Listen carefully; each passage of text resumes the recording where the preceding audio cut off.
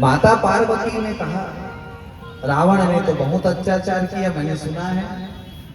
भगवान शिव कहते हैं, बोले देवी आप अत्याचार की बात कर रहे हो? ये मायावी इतने दुष्ट, निर्दयी, हिंसक, पापी हुए, संसार भर उनके अत्याचारों से दुखित हो गया। यद्यपि पुलस्त्य ऋषि के जैसे महापुरुष के कुल में इनका जन्म हुआ, लेकिन ब्राह्मणों के श्राप के कारण सब के सब पापी हुए, दुष्ट। देखो इन तीनों भाइयों ने बहुत तपस्या की। रावण, कुंभकर्ण, विभीषण, कठिन तपस्या की। आज हम लोग तपस्या नहीं करते, पूजा पाठ भी केवल फॉर्मेलिटी रह गया है।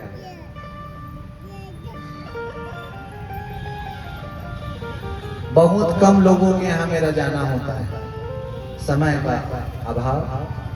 और जब किसी के यहाँ भी मैं जाता हूँ तो सबसे पहले उनके पूजन कक्ष को जरूर देखने का प्रयास करता हूँ, क्योंकि पूजन कक्ष से ही समझ में आ जाता है कि भगत कैसा है। न नाम दूंगा, न गांव का नाम बताऊंगा, नहीं तो व्यक्ति कल डंडा लेके आ जाएगा मेरे पास।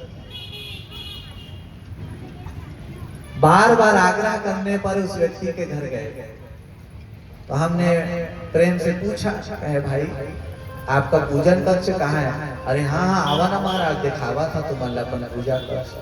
तो मैं भी प्रसन्न होके गया, ये रहा महाराज मेरा पूजन कक्ष। जब देखे तो मत पूछो, 4 रेक बना हुआ था, और नीचे वाला रेक में पूरा डब्बा डिब्बी, ऊपर वाला रेक में बोरा बोरी, एक और रेक था उसमें पूरा पन्नी था और थैला, और बीच में करिया कलूठा, गोपाल जी, 4-5 मूर्ति थे।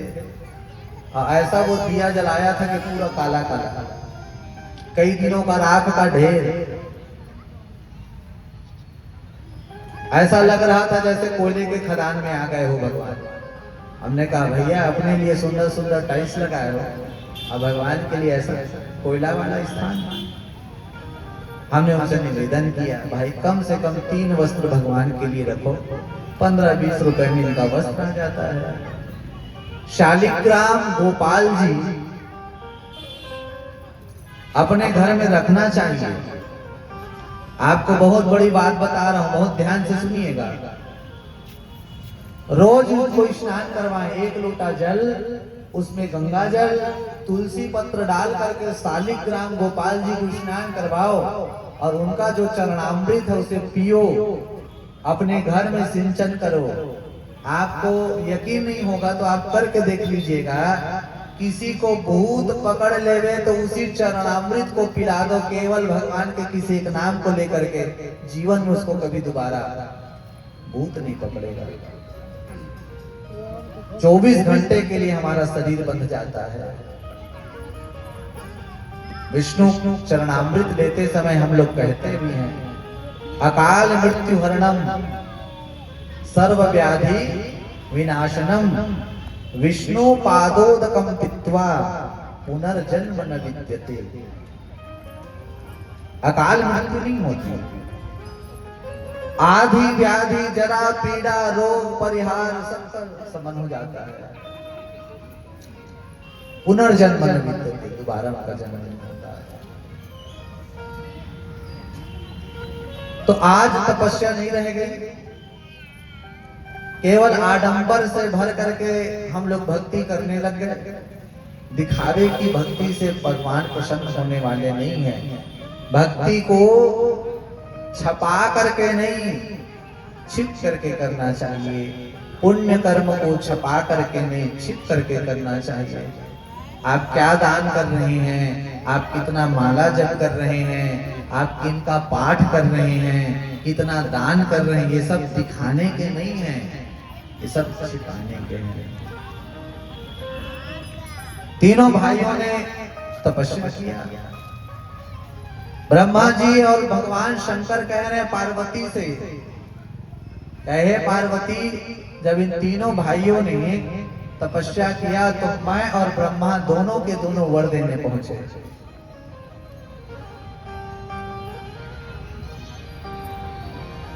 करीबी नदी पर गई 10 सीसा करी बीनती पर, गई 10 सीसा बोले हूँ बचन सुनहूँ जगदीसा, बोले हूँ बचन सुनहूँ जगदीसा। तीनों की तपस्या से प्रसन्न होकर के ब्रह्मा जी ने कहा वर मांगो वर मांगो। आपसे कहे साहू जी, मान लो राम जी प्रकट हो गए, अब प्रकट होकर के आप दोनों से कहे मन लगा के आप दोनों कथा सुने हो बेटा, मैं बहुत प्रसन्न हूँ। देखो लक्ष्मण जी, हनुमान जी, जानकी जी भी साथ में हैं, जो वर मांगना चाहते हो सो वर मांग लो बेटा। क्या मांगोगे? हाँ? बस भगवान से यही कहना,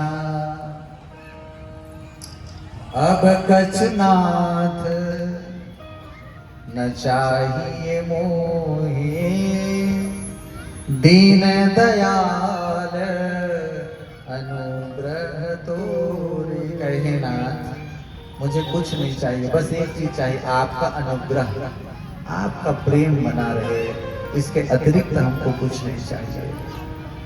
भगवान से, भगवान के अतिरिक्त साधक और कुछ भी नहीं मांगते।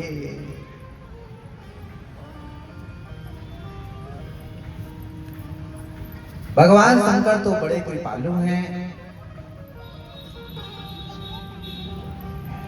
शिव जी माता पार्वती से कहते हैं देवी, मैंने और ब्रह्मा जी ने दोनों ने उन्हें वर दे दिया।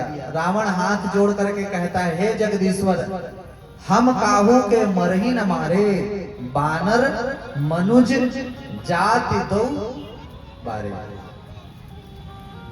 कहे हमें कोई मार नहीं सकता और न मारे।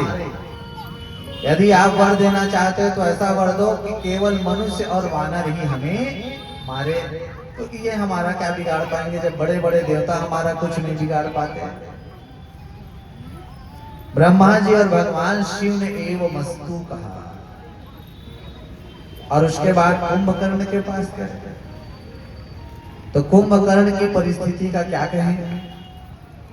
परिवार के साल भर का भोजन एक तरफ, तो कुंभकर्ण के एक समय का नाश्ता का एक तरफ।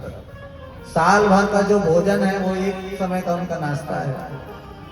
ब्रह्मा जी ने सोचा इसका ज्यादा जगना ठीक नहीं है। ऐसा विचार करके सरस्वती को प्रेरणा करके उसकी बुद्धि फेर दी। देवताओं ने उन्हें बड़ी लीला की। कुंभकर्ण ये मांगना चाह रहे थे कि मैं 6 महीना जागूं और एक दिन सोऊं, ऐसा मांगना चाह रहे थे, लेकिन सरस्वती जी ने इनके बुद्धि को फेर दिया और इन्होंने ब्रह्मा जी से, शिव जी से कहा कि मैं 6 महीना सोऊं और एक दिन जागूं। शिव जी और ब्रह्मा जी ने एवं मस्तु कहा। अब तीसरे जो भाई हैं धर्मराज विभीषण से कहे कि आप वर मांगो। तो विभीषण हाथ जोड़ करके प्रार्थना करते हुए कह रहे हैं, गए विभीषण पास पुनि, कहे ओ पुत्र वर मांगो, तेहि मांगे भगवंत पद, कमल अमल अनुराग। ब्रह्मा जी और भगवान शंकर ने कहा बेटा विभीषण आप कुछ मांग लो। तो उन्होंने कहा कि प्रभु के चरणों में मेरी निष्काम प्रीति बनी रहे, परमात्मा के चरणों में मेरा अनुराग बना रहे और मेरी की आकांक्षा नहीं है। सनत कुमारों ने जब जय विजय को श्राप दिया तो उन्हें लगा कि हमने अच्छा नहीं किया, इनको राक्षस होने का श्राप दे दिया। जय विजय का कोई अपराध नहीं था। उन निरपराधों को मोक्ष दिलाने के लिए सनत कुमार ही संयुक्त रूप से प्रहलाद बन करके आए। और जब जय विजय हिरण्याक्ष और हिरण्यकश्यपु बन करके आए तो इनके उद्धार में यही सनत सनंदन सनातन सनत कुमार सहयोगी बने।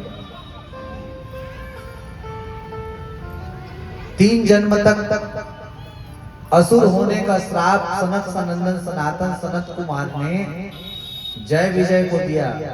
जितना पावर कलेक्टर नहीं दिखाते उससे ज्यादा पावर ये खड़े रहने वाले दरवाजे पे ये लोग दिखाते हैं।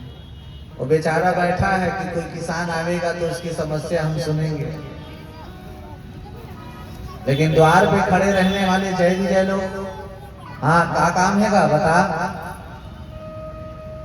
कलेक्टर साहब से मिलना रही से भाई, कहीं अभी नहीं मिला है, अंदर में गंभीर मीटिंग चला थे।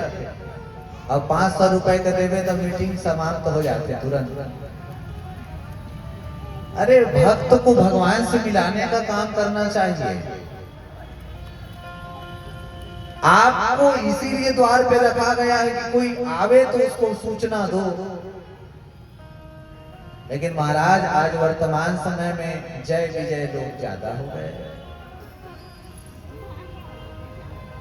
अब बहुत ध्यान से सुनिए, आइए हम सभी लोग अब भगवान के जो सूर्य वंश जिसमें भगवान रामचंद्र जी का प्रादुर्भाव हुआ उस सुंदर सूर्य वंश की दिव्य कथा में प्रवेश करते हैं। बहुत ध्यान से आप सब लोग कथा को सुनिएगा। नारायण के पुत्र ब्रह्मा